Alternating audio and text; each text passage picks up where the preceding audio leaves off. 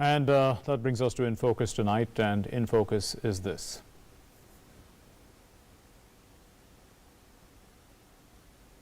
The NEP will fulfill the aspirations of the 21st century, says Prime Minister Narendra Modi.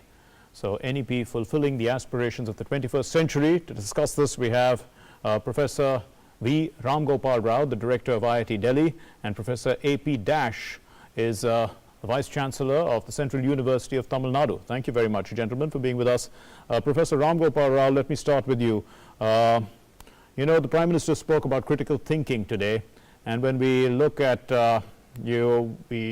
there's multidisciplinary approaches of education now. There is flexibility. There's a lot of choice for students. How is critical thinking going to make you know, that big difference in taking innovation, let's say, to the next level? It's very important. In fact, what Prime Minister today said, producing job creators rather than job seekers. Yes. I think that is what the national education policy is trying to do for the country. You know, why is it that our institutions are not as effective as what we would have liked? I think one of the reasons is the fragmented higher education system. Now, if you look at our higher education system, everything is discipline focused. For medicine, you have institutions. For engineering institutions, for management, we have different institutions. I think this fragmented nature of our institutions is now creating an issue. The second thing is also, you know, about the fragmented way of funding research. In India, if you see, you know, there are again funding schemes available from, let's say, ICAR, Indian Council for Agricultural Research, Indian Council for Medical Research. So in every sector now we have segmented the funding. We have also segmented our higher educational system. As a result now, you know, whether if you look at a problem solving kind of a skill, that doesn't have a discipline. The moment you put problem first, all these disciplines will vanish. For example, you know, like what even government of India has been saying, doubling the farmers' income. Now, who would double the farmers' income? Would it be done by the agricultural labs? Would it be done by the IITs? Who will solve the problem, farmers' problem? Precision agriculture, for example, will require, you know, the basic sciences and engineering departments to come together and work with each other, including the agricultural scientists. And we do not have a single institution in the country today, you know, to solve the agricultural productivity problem, where you have agricultural sector, the basic sciences, the engineering fields, all of them going to an agency which will fund, you know, give you money, but also the real problems that the farmers are facing. I think that is the fragmented nature which is hurting us very badly now. So NEP solves both of these problems. By creating these multidisciplinary universities, you are bringing these disciplines together and putting problems ahead. By creating the NRF, the National Research Foundation, you are also unifying the funding pattern so that, you know, people can go there and then get the funding for the real problem. I think NEP is a game changer for the country.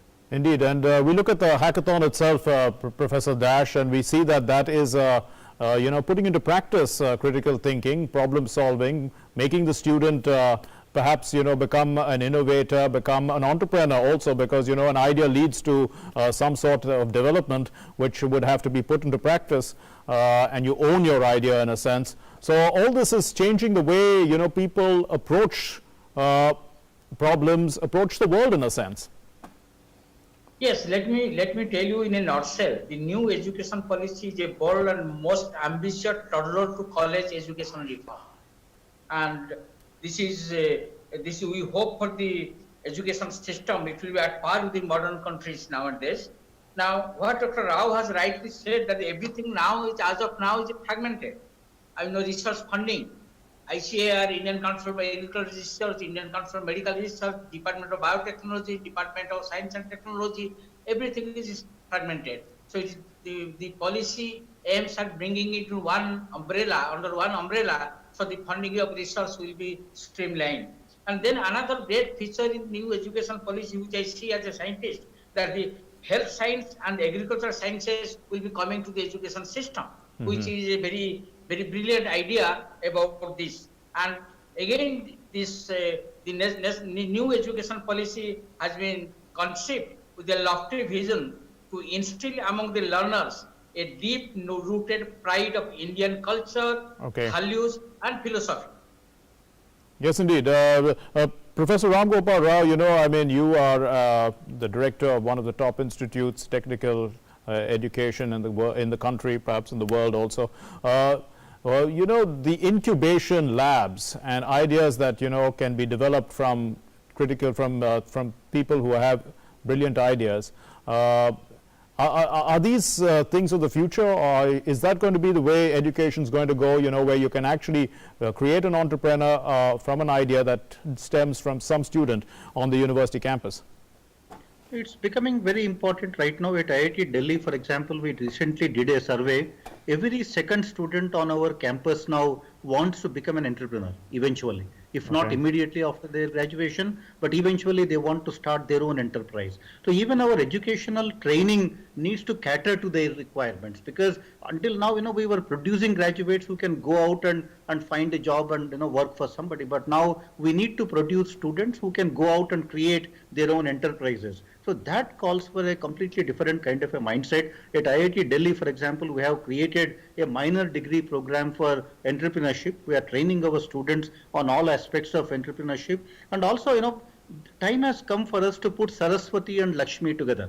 I think this in India as a cultural thing, we have always kept them separate. But for example, pursuing Lakshmi through Saraswati, is an acceptable thing, and that is what we need to, look out for. And for example, until now, if you developed a technology in a laboratory, the only way you can commercialize that, the only way you can take it to the society was by tying up with an industry.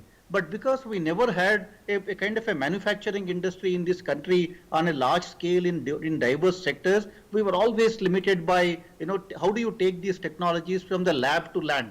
So that was always a big challenge for us. But now startups have evolved as a mechanism for us. At IIT Delhi, you will find at least 100 startups now. Many of our faculty now, if they find something new, they go ahead and start their own company. Now they are no longer waiting for, some company to come and tie up and all of that. They go out and start a company and then start selling things. I think this is the new thing that is happening in our academic institutions. 100 startups at IIT Delhi, almost every month there is somebody starting a company here. And I think, that is the thing that is happening. I should also tell you, many of the IIT graduates earlier used to go abroad. I think that is what we always knew about the IIT graduates. I can tell you in the last 4 years, only 5% of our graduates have gone abroad. So 95% of them staying back in the country, people with that kind of a talent staying back in the country, they will create the Silicon Valleys, in India. Absolutely. And they are the people who will drive this innovation from the country, leading to the multinational companies coming out of these campuses. I think it's a huge opportunity for the country, and NEP is doing, as at least said, everything right. The implementation, if we can also do right, I think this is going to be a game changer for the country. Professor Dash, so you did mention about the focus also on regional languages and the importance being given to language, to culture, to arts. I mean, let's try and look at it from the past. I mean, regional languages were neglected, isn't it? And as a result of that, there's a lot of wisdom and knowledge that the country does not know, because they are stuck in those language traditions. But now they will be unlocked in a sense, and perhaps we can do a lot more research, and it will broaden the mind, and we can perhaps come up with something quite unique as a result of it. Exactly. The regional languages will gain their importance because up to class 5, the regional languages will be used as the instruction medium. But what is most important is a critical thinking and multidisciplinary approach in this new educational policy, which was not there earlier. This educational policy 2020 is a much needed reform to overhaul our entire education system, and I am excited as it is a significant change which has evolved, and it is a well thought policy. India deserves this type of education policy as it covers all aspects, including access, equity, quality, and accountability. Okay. Indeed, Professor Ram Gopal Rao, let's talk about the futuristic role. I mean, we're talking 21st century. We're already 20 years into the 21st century, but there's 80 years left now. And we know that digital technologies have already taken over. They're going to grow more. I mean, in an equation of 2 plus 2 is equal to 4, perhaps we're going to see, 0.5 of the old and 3.5 of technology going forward. And we're going to see that increase, isn't it? To what extent do you think, a multidisciplinary approach is going to help with this sort of technology revolution, or perhaps merging of the two? Or we need every other discipline to understand technology as well. Exactly, it's a very important thing. If you look at a mobile phone today, so now mobile phones, for example, when you look at a mobile phone, there is a lot of technology that goes into a mobile phone, but there is also a lot of aesthetics, a lot of design component that goes into a mobile phone. In an IIT, we would expose our students to the technologies inside a mobile phone, but our students are never really, exposed to the creative part of designing the mobile phone, the designing the interfaces, because what is the technology today? The technology is either invisible or it is beautiful. I think these are the two ways you can define a technology today. And I think, at IIT Delhi, for example, we started a department of design. The Department of Design, we are now, the admissions for Department of Design are no longer going to be made by using the joint entrance examination, the typical or the standard examination for IITs. So we are going to admit now the bachelors of design students into the Department of Design through creative kind of thinking. Our tests will essentially be testing the creative abilities of these children, so that when these students come to the campus, they're all creative people. They can draw, they can do lots of animations and all of that. But these are the people who are now going to work with engineers who are already there in the IIT system. Now they can design these products, of the future. And that is where the design thinking and the technology can actually come together. Even the humanities departments now. I think these humanities departments are in a way our window to the society. Who is going to tell an engineer, what are the problems of a farmer? I think that is where the humanities departments need to come forward, understand the problems in the society, explain it to engineers. Some of these problems might have a solution in the policy. So therefore, we need good schools of public policy. Some of these solutions can lie in the technology. That is where engineers come in. So therefore, all these disciplines need to come together if we want to be impactful. If our goal is to just educate students for a job, or if our goal is to just publish some papers and then be happy about it, I think what we are doing is pretty good. But if our goal is to be impactful, innovation to me is inception to impact. That is what is innovation for me. I think for us to become impactful in the society, for us to become visible to the society, we need to start embracing now the multidisciplinary kind of an approach, to everything that we do. I think that is where the educational institutions of the 21st century will be placed, and that is how we will be able to showcase our talent to the society and make a difference to the society eventually. In fact, the Prime Minister did say something which was similar to what you're saying right now. Professor Dash, the Prime Minister said that learning,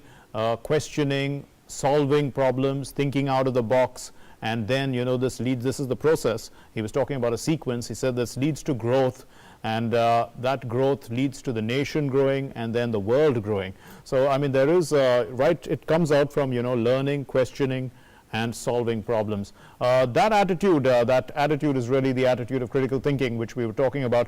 Professor Das, with the humanities, people were probably thinking largely about problems of society, but in today's world, technology is playing a significant role. Would you see that people of the humanities need to start looking at technology more seriously? Yes, definitely. I can say briefly, the new educational policy is a dynamic policy and will transform educational ecosystem at all levels, humanities, science, or whatever. And it will pave the way for new India. And definitely humanities will need technology.